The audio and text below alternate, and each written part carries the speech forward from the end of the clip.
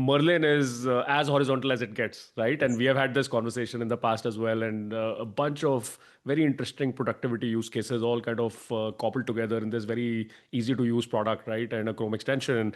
Um, let's take a step back. Walk us through the backstory a little bit, right? Of how kind of this idea was conceived, and particularly because I've been in kind of cross border for so many years now, and mostly kind of India based founders don't pick up building kind of productivity tools, right?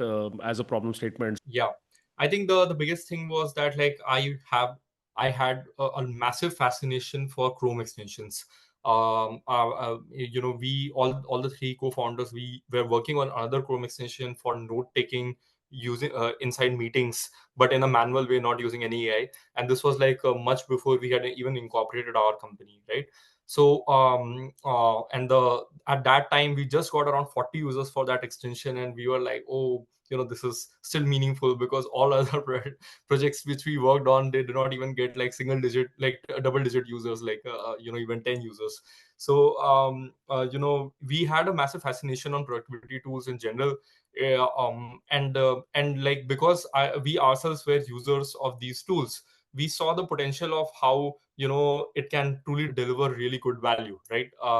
So when we were working on one of our previous thesis, which was around helping engineering managers be more productive in the form of building some automations on Jira and GitHub and so on using Chrome extensions, we realized that like a lot of the stuff which we are doing over there for engineering managers, along with ChatGPT, which was just launched at that time, uh, all those same workflows can like be very massively supercharged. So we were trying to build automations wherein, like, let's say if somebody's updating their GitHub PR, then their Jira ticket is also updated in a particular way, and a WhatsApp notification is triggered to the engineering manager and so on. So those kind of workflows we are trying to do, and using a Chrome extension. And we saw that like, okay, what if we make something which allows people to just have a very basic functionality, which is to use ChatGPT on any website for maybe copywriting and research, using which they can maybe fill in their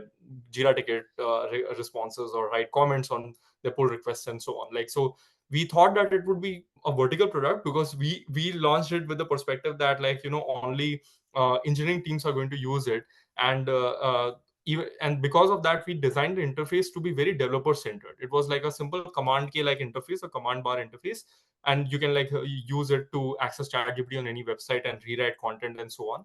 But like, because of some random coincidence, like even marketers and other people started using it, and then we realized that the application is actually very horizontal. So we did not turn out to be a horizontal company. We launched it as something designed for developers and engineering managers, but like somehow everyone started using us, and like when we put in a paywall, everyone started paying us. So it ended up becoming a horizontal product. And then when we really tried hard to like try to narrow it off and like only focus on developers or marketers and so on, we were struggling, because we realized that like when we are trying to cater to one persona, actually a lot of use cases which that persona also ends up using Merlin for, they get compromised. So a marketer might be using us for some marketing related use cases, but they also sometimes need like a general purpose research assistant, or they sometimes need like something to do just better copywriting, or like grammar editing and so on, right?